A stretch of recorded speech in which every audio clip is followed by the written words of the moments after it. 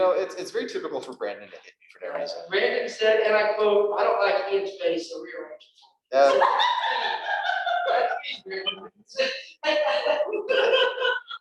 That's going to be official recording, by the way. So Good. nice for that. What actually happened is Brandon's fault. It's on the record. All right, well, with that, hello everyone. Welcome to the 10th Severe Weather Club meeting. How's everyone doing? I know how some of us are doing. It's not great. It's cold outside. It is cold. It got cold. Personally, I think it feels great. I don't know about you guys, but yeah. Couple of announcements. First of all, we can talk about the conference that's going on. I think it starts tomorrow, right? They just released I don't think they just released it, but they have the full program here, and so I have that kind of here. They have a bunch of stuff going on. It's one of those conferences where they have multiple presentations going on at the same time, which means that you have a variety of presentations that you can look at, but also you don't get to see everything sometimes. Are there any presentations in particular, Anthony, that you wanted to highlight? The main ones are, let's see, this one, Cameron Nixon, anything with Cameron Nixon's terrific. That's a good one to look at. Anything else, I'm all for severe weather. So anything severe weather is good for me. Machine learning is kind of interesting if you like that stuff. Microphysics, not too much for me. This kid here graduated from Western. So he is actually a Western alum. What does he do? He works for one of the main NOAA agencies in Oklahoma. I don't know which one. But as far as this Jeff Judah, he's a pretty good one to listen to. There are a few of these that are actually interesting. Taurus, the Taurus project, anything with Taurus would be pretty good to listen to tomorrow. Supercell environments would be really good to listen to. Tornado environments, if you're interested in that, that's where I would probably be at. Numerical simulation for supercells would be good. These panels are pretty good. This one here, especially good if you're interested in National Weather Service, private sectors, job opportunities. Other than that, I mean, I'd love to go to these, but we're running a bunch of classes at that time. they are being recorded, so if you sign up, they will send you the recordings if you sign up. QLCS studies that I talked about a little bit earlier. That's pretty good.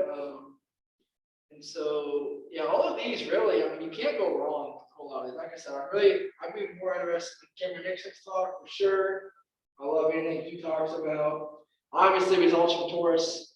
That's really important to me because I think that's a really cool project that they have going on. Machine learning is pretty good.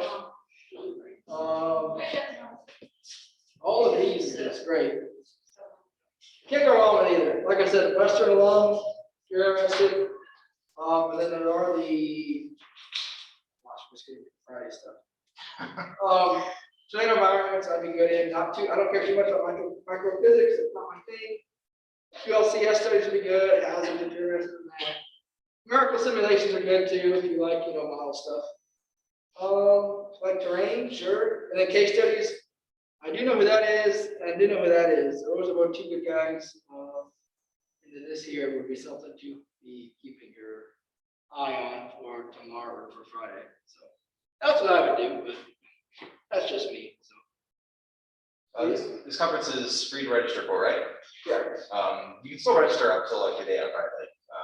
Yeah, so you haven't registered. At the very least, they can send you recordings of these presentations in case you guys are interested in that. But yeah, that's the Early Career SLS Program Conference that some organization is putting on. AMS. AMS, that's what it is. Okay. So yeah, if you're interested in that, do that. Also, quick weather challenge announcements. City poll number 4 is up. Vote for whatever. We're all gonna hate it regardless. So some people are gonna hate it regardless.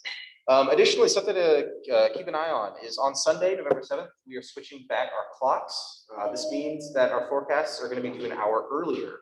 Our forecast will be due at 6 o'clock and not 7. So I'll be sure to put out a reminder like 10 minutes before club starts. Hey guys, get your forecast in. Someone inevitably forgets every year it happens. So please make sure it's not you. Get forecasted on time starting next week at 6, not 7. It's like guidance forecast for the rest of them, right? Yes, just in case, just in case. Why do we even still do daylight savings? Like, what's the goddamn point? I would argue that there isn't, but I also don't have a say in changing that. So that's. Right, a local Congress, Revolution, right? It really is as simple as that. I have no say. right, the local Congress. Yeah. This is America, they don't do shit. Well, we're not going to talk about that, or My local congressman. Yeah, it's something other than a boilerplate. No, I said we need more funding for Miller. They said, I agree. and then they didn't do it. Yeah, we did get more funding, we got like $1 billion. Oh, there you go. All right, well, yeah, so if you don't like daylight savings, write to your local congressman. It doesn't change the fact that you're gonna have to get your forecasted an hour earlier, though, starting next week. So, yeah. I did kind of want to go over local weather as well, just because we haven't done that in a little while. So I just wanted to kind of get a lay of the land, what we're doing. Additionally, I did want to show you the forecast discussion that the NWS put out today for our CWA. I think it's pretty good because it's simple to understand because our weather is going to be very complicated in the next week. And additionally, you can kind of see where some of their thought processes go when they make their forecasts. And so I kind of want to highlight that. But whenever you're surveying the weather for a region, you always want to get like an overview. And so this is just the the maps that they put together for every 3 days. Most weather service offices just have a copy of this map. These are surface maps, surface forecasts. And so you can see our regions being pretty heavily dominated by surface high pressures. We had a trough go through earlier last week. And so those effects are mostly to our east now. And so you can see these next maps as well. We're going to be under the influence of these high pressures for most of the next week, or most of this week and into next week as well. We can look at the forecast discussions so we can kind of see what they're talking about. The synopsis here is that there's a large ridge to our west that's dominating our weather, and the trough to our east that's going to be moving through. And so if we look at, let's see, we can look at upper level. Let's see, this is not upper level. Let's go to 300 millibar heights here on Pivotal Weather, and we can see exactly what they're talking about. We have a ridge to our west and a trough to our east. Speaking of which, the reason why we got why our weather has gotten so cold recently, if we can go back here, and so you can kind of see, if we go to, let's go to surface winds, you can see that we've been having pretty much northwesterly flow ever since early this week, and so it's funneling cold air to our region, and that's why it's getting so cold. You hate winds now? Wind is stupid. Hey man, I think this weather feels great. But regardless, and so let's look at what they're progging. So the first thing they talk about is surface high pressure continues to slowly push east this evening. And with that, we're going to be getting some southerly surface flow. And so if we look at pivotal weather here, we can see we do have a surface high pressure here that's dominating our weather. That's part of the reason why it's getting so chilly, especially at night, is because this high pressure means that there's not going to be a lot of clouds, which means more surface cooling, which means it's going to get colder. It was like 27 last night. Yeah, we had our first frost, I think on Monday night, and so we're gonna be getting some pretty cold as we. Some good tomatoes. My grandmother has a trick where she grows tomatoes that she actually leaves them out for the first frost. She then harvests it the morning after, and they're extra sweet. I had no idea that was a thing. I don't like tomatoes. I also don't like tomatoes. But yeah, so as you can see, if we progress the time here, you can see that this high pressure center does go east. I don't know why it jumps out here. Basically the high pressure is around here. And so you can see the wind field is kind of weak here. Wind fields around high pressures just generally are weak, but you can kind of generally see the clockwise pattern around our region. And so we do have generally southerly flow starting tonight. That means that our nights will be slightly warmer. Part of that is going to be due to warmer temperatures from the south being pulled up. Part of that is also going to be that there will be a few more clouds in the air tonight, and that's going to cause less cooling overall. Yeah. Since when did they add a bunch of links for nomenclature on the forecast? Yeah, for as long as I've been looking at these. I've been looking at them and they didn't do that. Yeah, if you ever see a word that you don't know in any of these forecast discussions, you can just click on it and it'll tell you what it is. So that's very useful. They've been there for as long as I've been looking at them, so that's good. But yeah, this example right here is kind of what I was talking about. It'll kind of tell you about what the models are suggesting for them and how they use better judgment to try and make better forecasts with that information. What they're talking about here is, I'll just read this passage for you. As was mentioned in the previous discussion, a weak band of frontogenesis, which you don't have to know what that means, basically just means a mechanism for creating interesting weather, will slowly push into our region west tonight, or slowly push into our west tonight. Short-term guidance seems to have this slowly fizzle out through the night, leading to less forcing as it makes its way into our area. Moisture will also be very limited to support precipitation, with a deep, dry layer just above the surface. Both of these considered, it tells us that the chances for any measurable precipitation is low, so they opted to keep it out of the forecast. So basically what this is them telling us is kind of their thought process, where some of their models are saying, hey, there might be some precip in your area, but they're using the better judgment to say, no, we don't think there will be. And so if we look at the 7-day forecast here, we're on the eastern edge of the CWA, so we probably wouldn't have gotten rain anyway, but they're not even indicating that there's a chance of rain tonight. And so that's them saying, acknowledging that there could be, but they don't think there will. So I think that's kind of interesting as you kind of see their thought process there. Let's see, tomorrow will be under the low level southerly flow again. So it will get a little warmer throughout tomorrow as well. It'll still be pretty cool though, obviously. And that's going to be the story for tomorrow. Well, not for a little bit anyway, because as we look into the longer term, where obviously less is known, they do forecast that the upper level ridge is going to be moving into our region, but generally it's going to be deteriorating. What that means for us is that there will probably be a few more clouds in the air. Additionally, what they're forecasting is on Friday, there's going to be a few shortwave troughs that might eject from the, or no, I'm looking at the wrong thing. They're projecting a shortwave that might be, in fact, they call it specifically a potent little wave. That's going to be moving into our area on Friday. So what that'll do is it probably won't bring us any like rain or precipitation or anything, but what it will do is enhance that southerly flow. And so we can kind of see if we go to the upper air here, looking at or identifying short waves is really hard for me. It's just kind of hard to see. Basically, they're just smaller waves embedded within the bigger waves. But if we go to, Friday, you can kind of see the best way to look at them is to try and find basically a wiggle in the isobars, or I guess these are iso heights. And so I can kind of see this here where you can see this bigger pattern, obviously, but kind of here you can kind of see like a mini trough here. That's kind of what they're talking about when they talk about short waves. And so what that'll do for us is if, What about like Montana, like right around Montana, like yeah, that is another example of a trough of some kind. This could be indicative of the larger scale system, or that could just be a really intense shortwave. But regardless, yeah, that's going to be bringing some weather to that area for sure. Additionally, with the jet streak here. But yeah, what that'll do for us is if we look at lower level winds again, surface winds, as we go into Thursday, we're going to have marginal southerly flow. It's going to be heavily impacted by surface effects, just because it's at the surface and high pressure winds just aren't that strong. But as that shortwave moves through, we're going to have more definitive southerly winds, and they're going to increase in intensity. And you can definitely see that here as we progress from Friday into Saturday. And so what that means is that for this weekend, we're probably going to get warmer weather and clear weather, which is going to be really nice. Probably, good. possible 60s. Yeah, possible 60th day. It's going to be a beautiful day for sure. Any other hand up? Yeah, this is just a general thing. So I don't know about here, so which is why I'm asking you. When on average do you have your first snowfall in the month?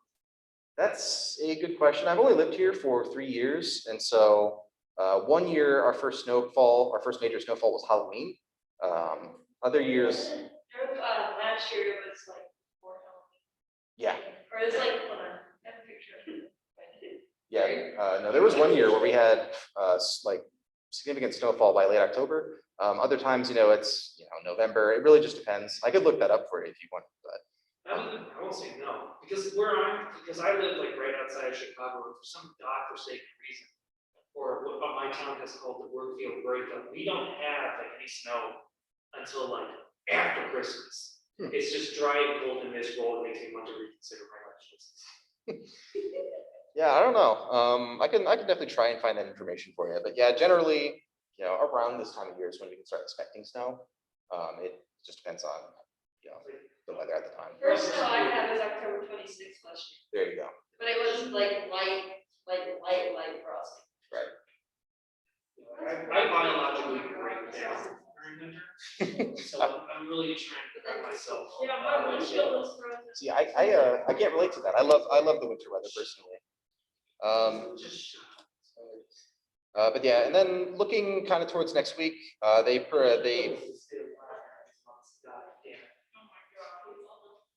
but yeah, looking into next week, they definitely predict this this flow to progress through the weekend. So we're going to have really nice weather at least through Monday.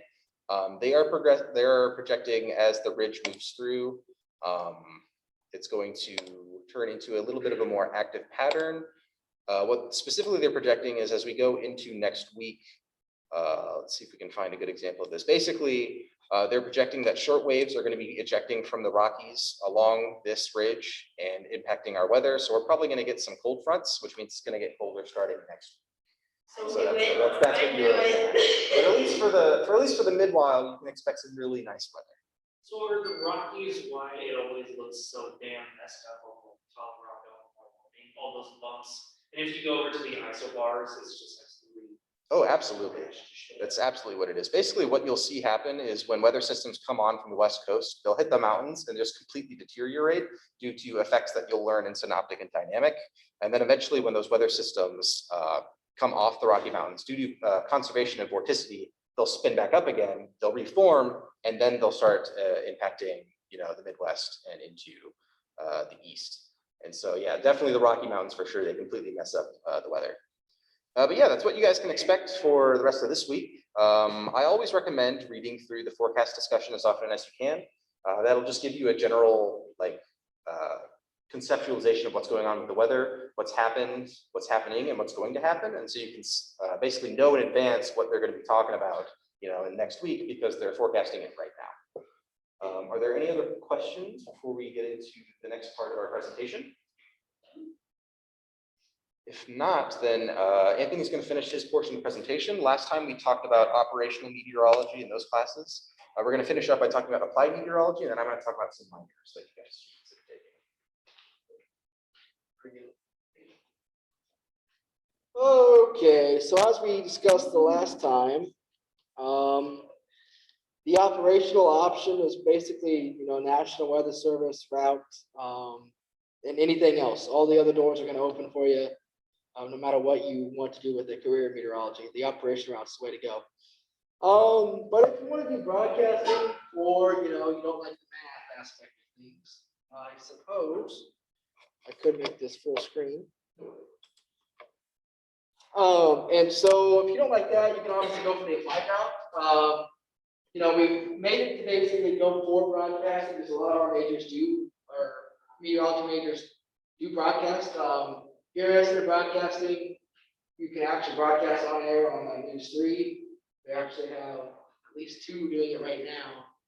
One's getting ready to graduate, so they're going to be needing more people to go over there. But yeah, you literally do your own on-air forecast. You're there, you get a stipend for doing it, so you do get paid.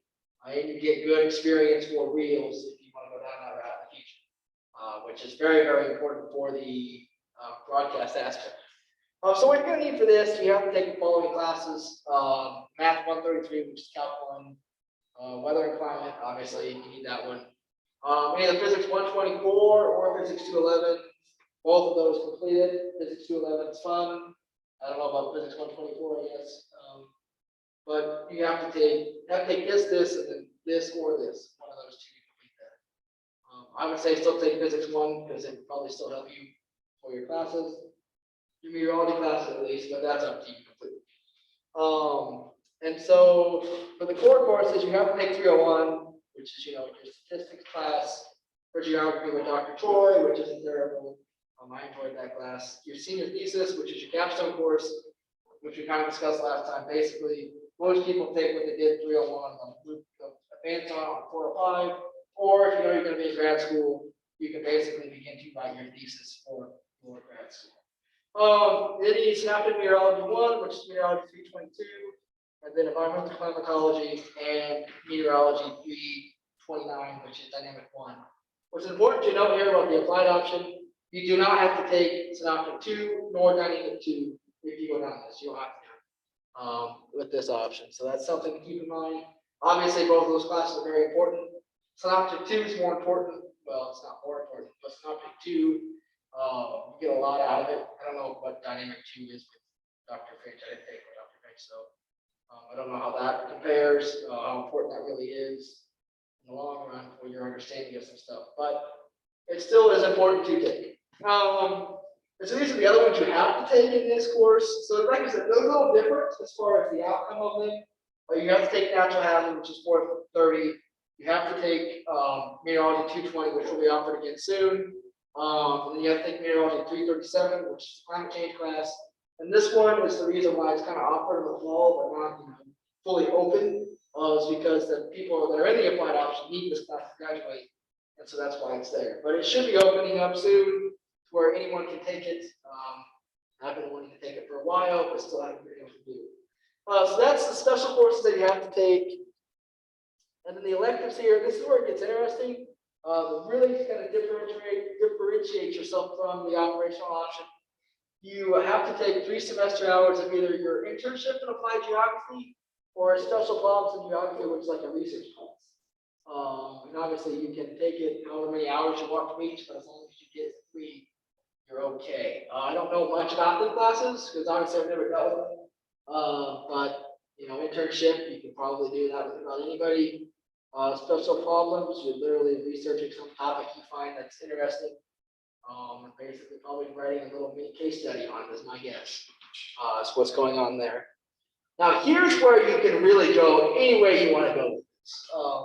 You need 17 semester hours from this whole table of classes. Can be any different or things. But we'll get into why some of these are important. This is a economics class, I think. And we'll get into that here in a little bit. All of these, computer science, emergency management, finance class, geography, geology, GIS, the first aid class if you're interested in health, math, meteorology, physics, political science. These will all make sense, like I said here in a little bit.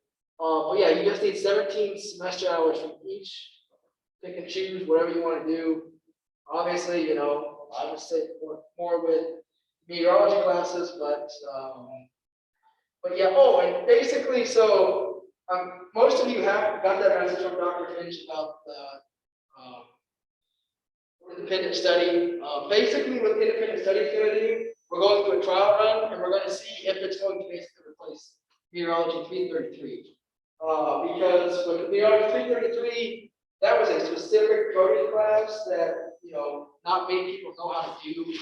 And the person that used to teach is no longer here, and so we figured with NetPy and the Python Mondays, we'd be able to actually incorporate those into learning more Python and being able to use those in a case study project. So that's where the independent study is coming from, and eventually we're going to see how it works out to see if it will replace meteorology 333, which would be kind of cool if it does. So that's. But there's 2 meteorology 333 cells. You can take that 333. Oh, you got it.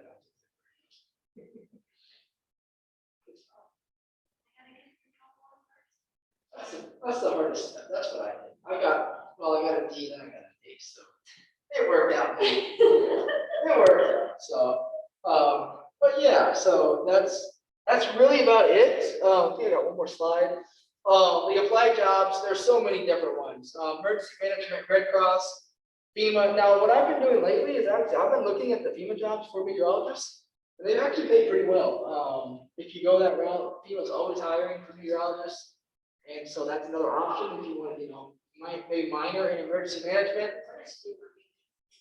Federal Emergency Management Association. So that's what Agency, not association, they get mad. association agent. There's no difference. They're the same. Local agent, and then okay, so you can do ag. A lot of obviously, ag's huge around here. They need meteorologists and those. I know people that work for Nutrient, for Pioneer, Cortiva. All those companies, they need meteorologists to basically give their farmers forecasts.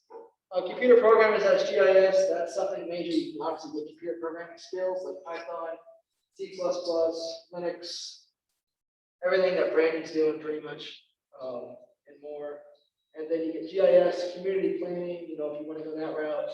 Weather and climate policy, political science, you know, obviously there are people in politics that deal with weather and climate. Import, export, which is, you know, supply chain management, things of that nature.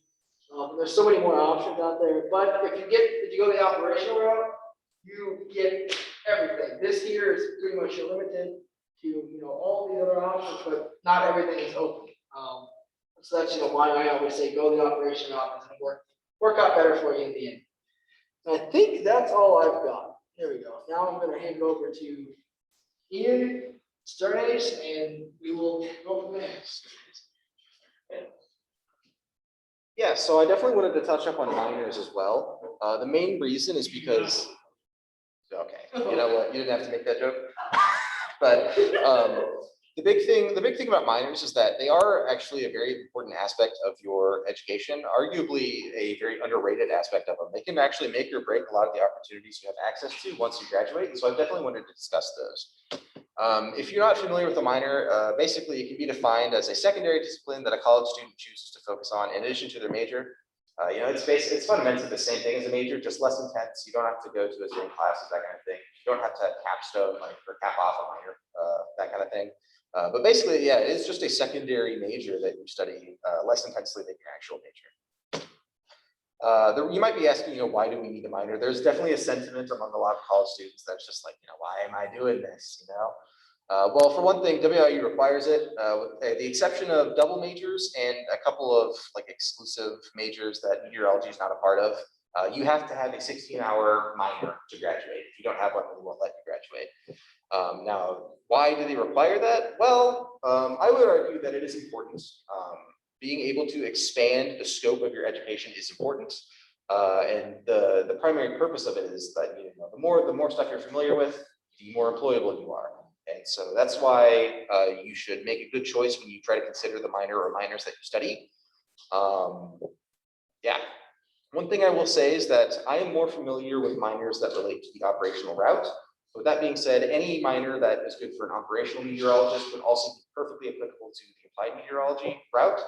Additionally, minors are especially important for any applied meteorologist simply because that basically defines what your education is. Basically, whatever you choose as your minor is kind of the thing that you're focusing on when you're trying to think of an applied option for your meteorology degree. Oh, I advanced a bit, but yeah. So if you're doing an applied meteorology degree, then you definitely want to heavily consider what minor or minors you're taking. This first section is going to be the 3 minors that I recommend all people in the operational meteorology route to take. And those 3 are math, GIS, and emergency management in that order. First of all, we can talk about math. The reason for that we recommend math is quite simple. Here are all the required courses for taking or for getting a math minor. And all of these are the classes that are covered just by nature of doing the operational meteorology degree. You need Calc 1 through Calc 3 and differential equations to complete your meteorology degree using the operational route.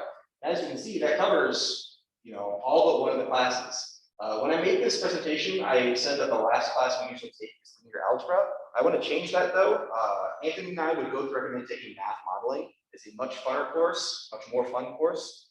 It's probably more applicable to meteorology in general, and it's just fun. You get to play around in Excel, and that's the whole course. Would you have to do the linear and that one? No, it's one or the other, because you'd have to take, everything else would be covered once you take that last class either, or you would finish the minor.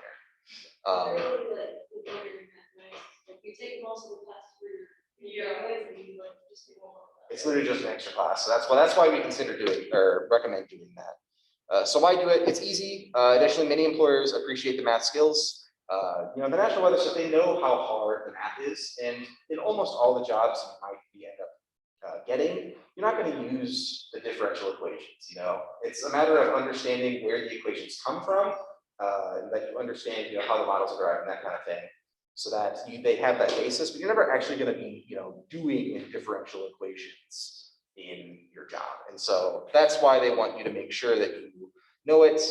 But yeah, improving your math skills is always good. The next one is GIS. I've talked at length already about GIS, and additionally, I do want to give some examples of GIS projects that I've done in a future meeting. I definitely want to show that to you guys.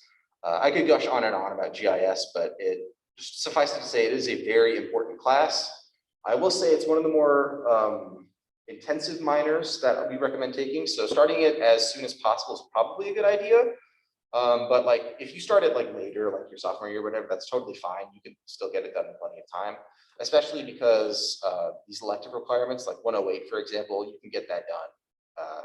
Just it's like the easiest class in the world, so you can just take that last. It's fine. But why minor in GIS? I've talked at length about this before as well. It makes you just unbelievably employable. It's just such a useful application or field to be able to know. As I said before, GIS, being competent in GIS may be enough to get you jobs by itself. Additionally, as far as meteorology degrees are concerned, the National Weather Service, they do like people who are able to utilize GIS. Spatial analysis is a very important aspect of any meteorology job. And so learning how to do GIS is always going to be a useful skill for you.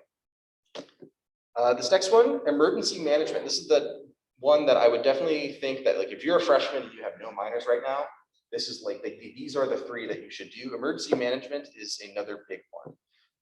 There are a couple like options in the emergency management minor. I'm not sure how they structure it. And it's also a kind of an intense one, although as I'm looking at that, I noticed that both 430 and 202 are covered by meteorology and GIS respectively, so it wouldn't actually be as bad as I thought it would be. But why do emergency management? The National Weather Service, I should change this wording, they actively look for people with emergency service experience or emergency management experience. It's oftentimes important for them to employ people who can communicate with emergency managers because those are the people who need to be able to ingest that information and make decisions with it. So being experienced with that is very useful.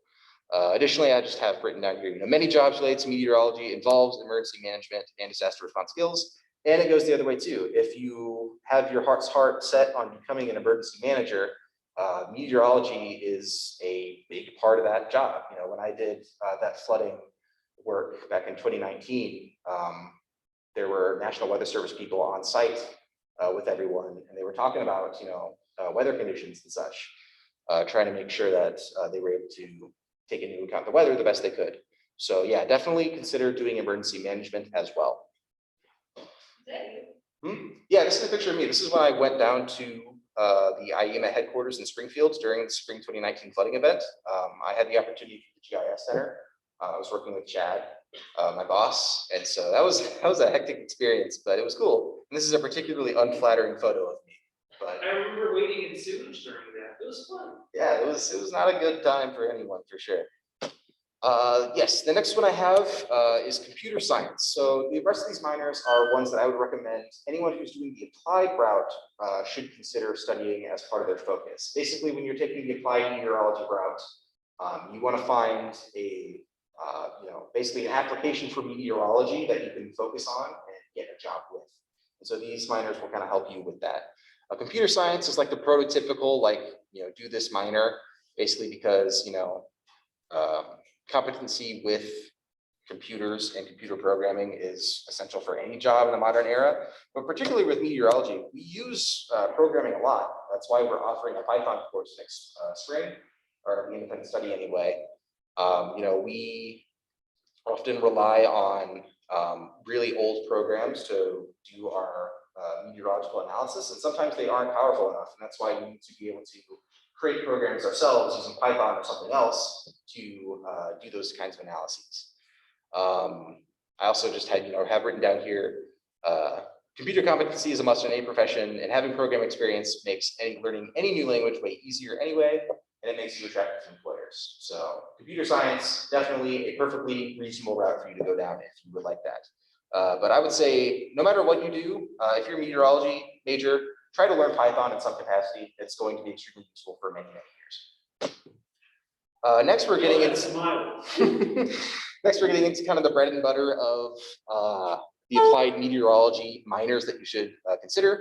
Broadcasting and journalism. Obviously, if you want to be a broadcast meteorologist, this is what you minor in. This is a picture of Devin Biggs. He is on the Discord. But yeah, he's a broadcast meteorologist up in Wisconsin. I don't know where exactly. Yeah, okay. We also have other, plenty of graduates from WIU that went on to be broadcast meteorologists. Most recently, I know Molly Maslin, she's up in Peoria doing that. But yeah, so obviously, yeah, if you want to do broadcast meteorology, you do this. This minor merged with journalism a few years ago. And so if you ever like want to like do broadcast, you might think, oh, well, I don't want to do the journalism part. Like, why do I care about that? But actually, that is a important aspect of the job. Especially earlier on in your career, most of the time when you start out, doing broadcasting, you're only going to be doing the weather once or twice a week because they have chief meteorologists and stuff who are doing that full time.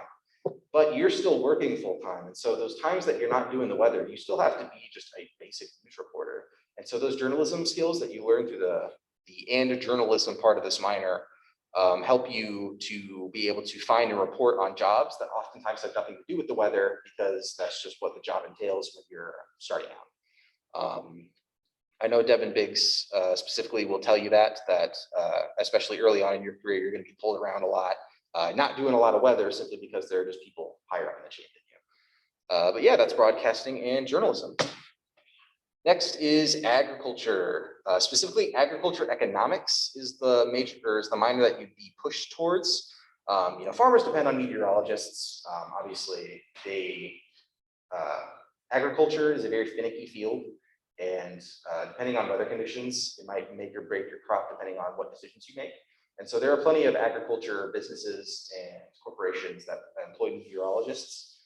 A lot of people around here specifically just are familiar with ag, and so they like to go into it. And so that's why it's a decent option for a minor if you are in the applied route, because that's definitely something that route would cater towards, is agriculture economics. And then here I have a list of other minors to consider taking. Supply chain management is one that Anthony mentioned. Obviously, weather impacts the global supply chain immensely. The other thing is WIU's supply chain management program is pretty sophisticated. It's pretty good. Most people that use it or go through it end up getting jobs. It's just a good field all around to get into because the global supply chain is just becoming more and more important as we become a more globalized society. So yeah, if you ever wanted to use weather skills in that aspect, definitely do that. Political science is a big one, especially in the next 10 to 15 years. If you're interested in guiding climate policy, poli-sci is something you want to study. They need your expertise, but being a weather expert isn't enough. You need to be able to communicate with politicians, understand their language, and hopefully be able to guide better decisions into the future. I say completely optimistically. No, you didn't. Communications minor, it's very generic, but being able to communicate weather information is very critical. This might be like a secondary minor that you consider taking, in addition to another one of the minors I've mentioned. But yeah, communication skills are hugely important. You could be the most knowledgeable person in the world. If you can't communicate or if you can't write, then what are you doing? Like you can't use your skills that you have, which is why writing is so important. That's why Dr. Finch requires writing in her courses occasionally. And that's why we do require writing gen eds. Unfortunately, a lot of us don't like it. I don't like it, but that's just how it is. So that's something you might want to consider. Additionally, I have foreign language. I put this on because of you specifically, Chris. You mentioned that you were a Spanish minor, and that might not seem like a particularly impactful minor, but being multilingual can give you a competitive advantage depending on where you might want to work, especially in the South, for example. Like if you know Spanish, the National Weather Service might want someone who knows Spanish to write the weather discussions in Spanish because there's going to be a large audience for people who do that. And so that could be useful for either the applied or operational route if you would want to do anything like that. But yeah, I think that's the last thing I have here. Yeah, this has basically just been a big list of minors that you should consider studying. If you ever have any questions for me, especially about those big three that I mentioned, math, GIS, and emergency management, always be sure to let me know. I'll always be willing to talk about it. You have your hand up? Would you recommend double minor? Yes, so that's the big thing is you have to have one minor. Yeah, you have to have one minor to graduate. Did you say double minoring or double majoring? Minor. Okay, yeah.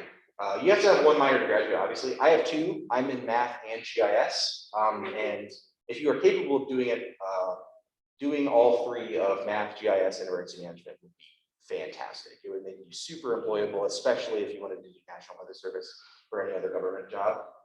But yeah. What about like if I'm doing a double major, would you still recommend double minor or just do one? Are you Well, double you're just major? asking for that. I'm doing like the GIS masters, meteorology masters. Okay, that's one thing that I'm not familiar with. I do not know how minors work in terms of that dual option. But regardless, I would still recommend doing either math and or GIS because yeah, just like Andy said, just for depth, it really is important. But you'll still be doing GIS with the integrated geography program anyway. If you want more specific information about graduation requirements regarding those minors, I would ask Dr. Thompson, because I'm not totally familiar with that dual program. Any other questions about those? One other thing that I considered doing for this meeting was going through a ward report. Was there anyone that still wanted me to kind of go through how to read a ward report? Actually, yeah. Sure. Just the minors and stuff. Sure. So I have been looking around emergency management, but what exactly is emergency management? I mean, I hear bullshit about FEMA and all that all the time.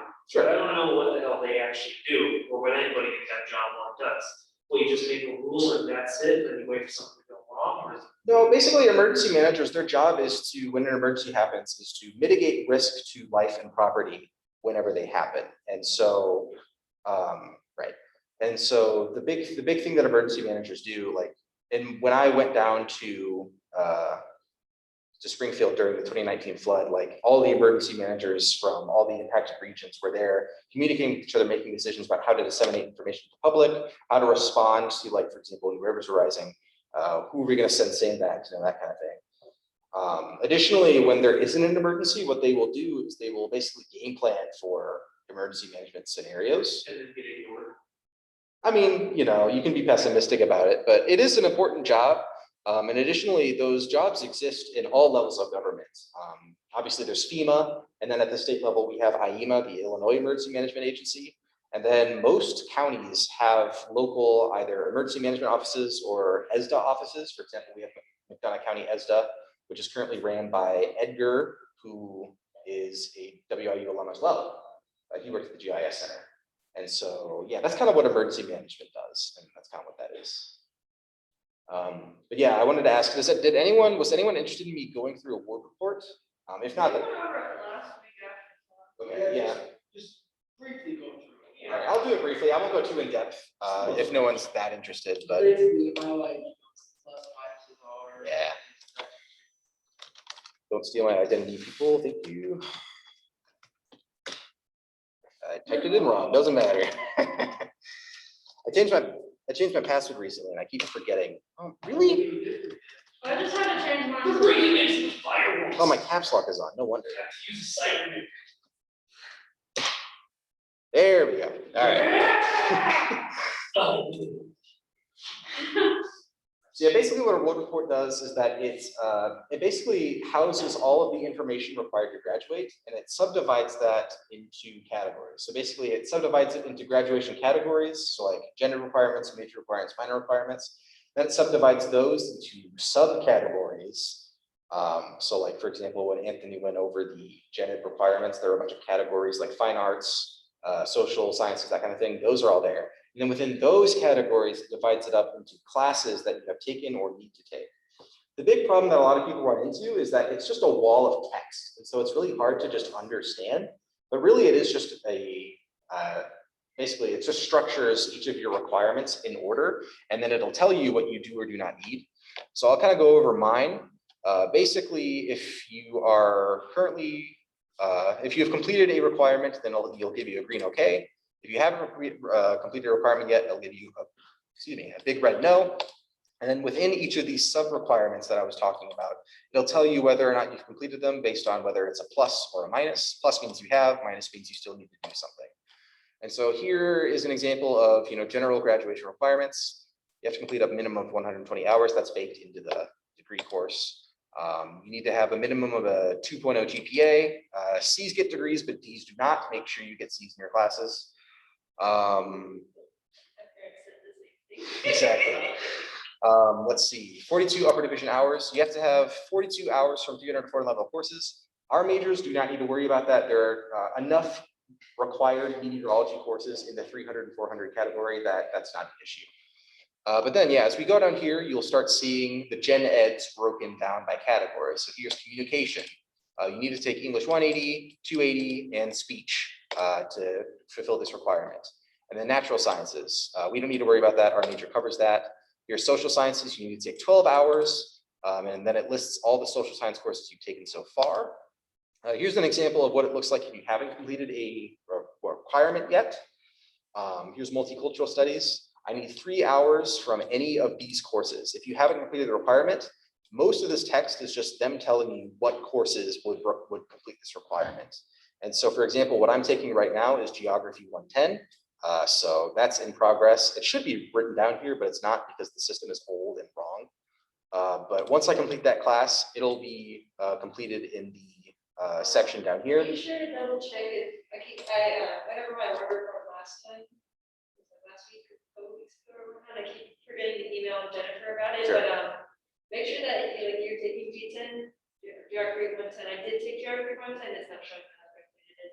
So like, make sure it's showing that Right. it's complete for you. So that's the other thing about this word report is that WIU's central system is still DOS-based. It is extremely old and it has not been updated in years. And what that means is that there will inevitably be things that are wrong. That's why it's important to be able to know how to read this. I'm taking Geography 110 right now, but it doesn't say that I am because it's for some reason counting it up here in the social science category, even though I've already completed 12 hours of social science classes. So I'll probably need to call the registrar's office or tell Jennifer or something and tell her like, hey, this needs to be down here because I'm completing it for this requirement. So that's why we want you guys to be able to read your board report. Yeah, as we scroll down here, here are the other gen ed requirements. Then we get to the major requirements. And so that's all broken down. This is a big old wall of text, but again, it really is just a list of all the classes you need and a list of the classes that you've taken. And we can scroll down here. Here's my GIS minor. Again, list of classes that I've taken, list of classes that I still need or that I can select from. Here's my math minor, and that's it. It really is just subdivided a million times. And then it tells you what you need to fulfill those requirements. Are there any questions for you guys? Go ahead. I have something to add to the emergency management minor. Go ahead. Because that's what I did. There's a lot of requirements on there that are overlap with meteorology and emergency management. But you can only have one course count for both. Shit. So you sort of have to pick and choose which one goes with which minor or major.